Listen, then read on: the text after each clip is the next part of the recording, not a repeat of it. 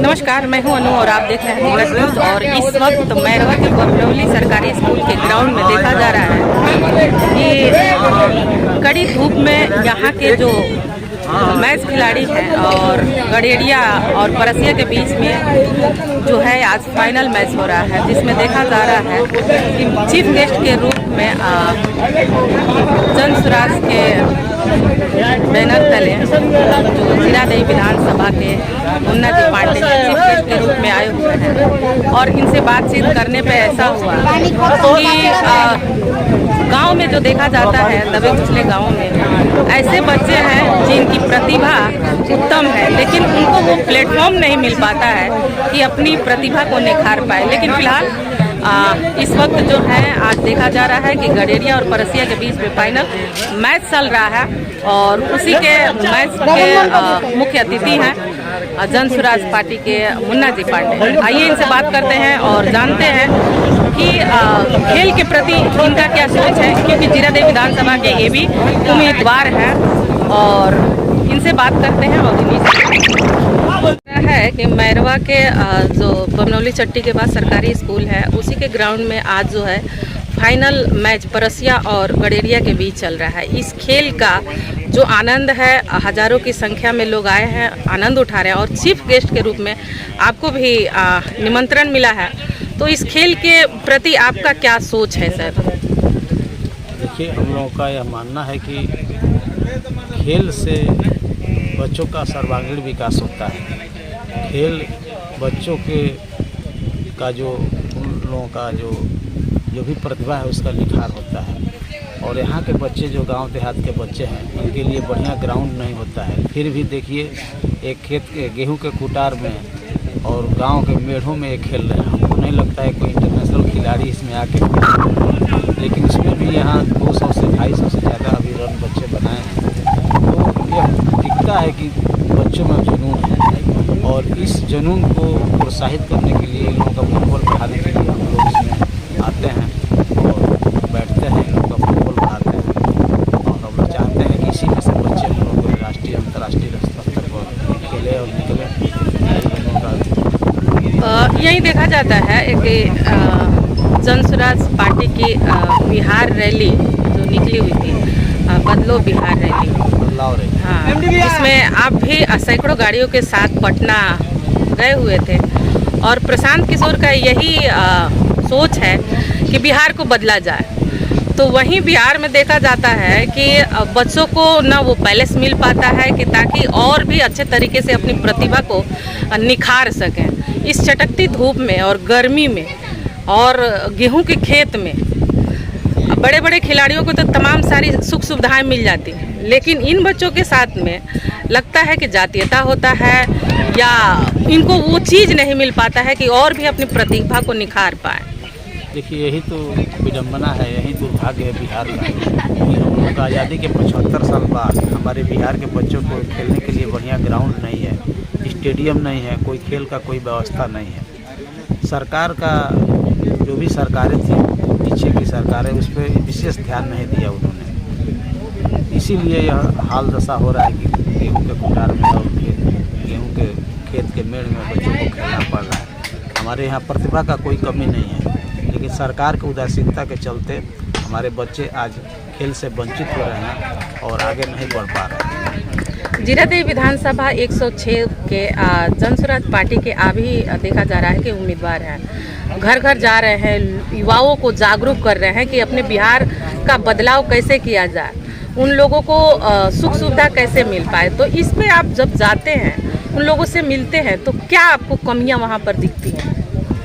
ये कमियाँ, सबसे बड़ी जो कमी है यहाँ, सबसे बड़ी कमी है जो पलायन का दंश है। पलायन बहुत ज़्यादा है। गांव में जाते हैं तो खाली वृद्ध मिलते हैं, बाकी मजबूरी में मजदूरी करने के लिए लोग बाहर 10-12 हज़ार का नौकरी करने के लिए लोग बाहर गए हुए हैं सारे लोग।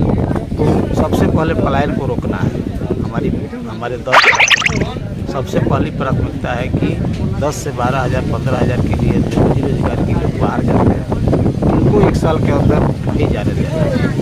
वैसे जो मजबूरी में मजदूरी करना है, वैसे कोई डॉक्टर है, इंजीनियर है, साहब है, जाके कर सकता है, लेकिन जो मजबूरी में मजदूरी करने जाते हैं उनको हम लोगों को यहाँ रोकना है।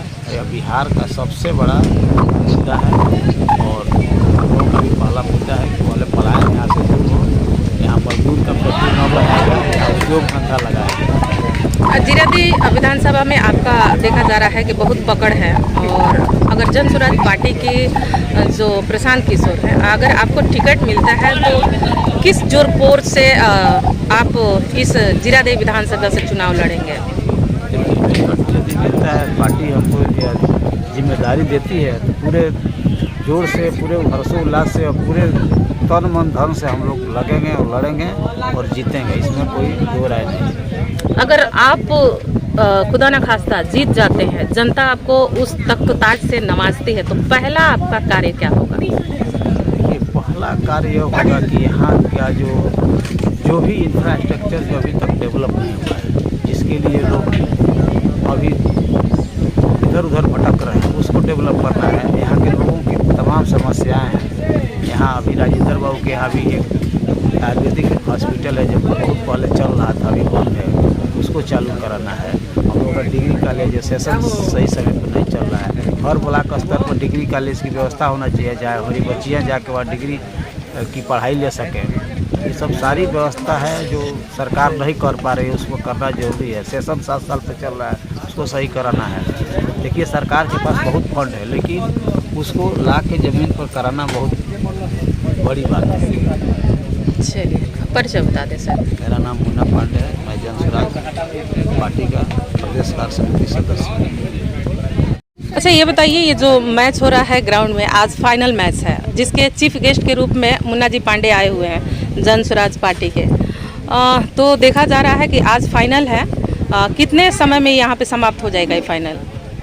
तो फाइनल समय तो लीजिएगा तो नियर अबाउट अभी 2 घंटा तक चलेगा, क्योंकि 5 रोज से आज किसके किसके बीच हो रहा है? आज गंडरिया और परसिया के बीच हो रहा है, क्योंकि क्षेत्रीय टीमें हैं और दोनों काफ़ी अच्छी टीमें हैं और फाइनल में पहुँचे तो निश्चित उन्होंने बहुत संघर्ष किया इस फाइनल को पहुँचने के लिए, जिसका ये सारे लोग जब गवाह है।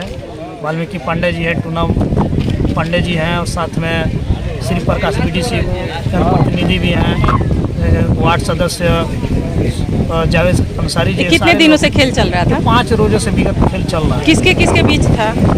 आज जो मैच हो रहा है वो गडेरिया और परसिया के बीच हो रहा है। इसके पहले मैरवा धाम हार चुकी है, उसके बाद बहरौली हार चुकी है, ये सारी टीमें हार कर बाहर हो चुकी है। जो फाइनल मैच है ना। तो क्या लगता है, इस खेल के मैदान में हमेशा देखा जाता है वाल्मीकि जी पांडे आगे रहते हैं, आप भी आगे रहते हैं, तो बच्चों को ग्राउंड नहीं मिल पाता है कि वो अपनी प्रतिभा को निखार पाए। इस चटकती धूप में देख रहे हैं गेहूं के खेत में ये लोग कैसे न कैसे करके अपनी प्रतिभा को निखार रहे हैं। तो क्या चाहिए, जो जनप्रतिनिधि आप मुख्य अतिथि के रूप में बुलाते हैं, नेताओं को बुलाते हैं, तो क्या ये बात अपनी रखते हैं कि नहीं?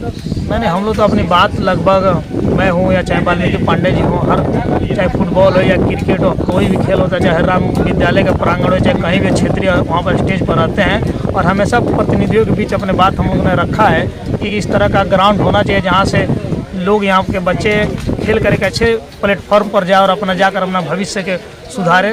उस तरह का भी यहाँ पर कोई ग्राउंड है नहीं, जिसकी वजह से अभी प्रतिभागी है जो 14 वर्ष के उम्र में वैभव सूर्यवंशी आज IPL में अच्छा खेल रहा है, उतने उम्र के बच्चे यहाँ पर उनसे भी अच्छे प्रतिभागी हैं, लेकिन एक प्लेटफॉर्म के तलाश में कोई इस तरह के ग्राउंड यहाँ पर मौजूद नहीं है। उस ग्राउंड के लेकर हम लोग क्वेश्चन करते हैं, उठाते रहे हैं, लेकिन प्रतिनिधियों द्वारा सुनने के बाद भी इसको ठंडे बक्से में डाल दिया जाता है। तो जीते हुए प्रतिनिधि उनसे भी हम लोग कहते हैं, जो अभी भावी प्रतिनिधि उनसे भी हम लोग कहते हैं। अब ये देखना है आगे कि कब हम लोग ये डिमांड पूरी होती है। चलिए, परिचय बता दीजिए। मैं साकिर अली, बनौली।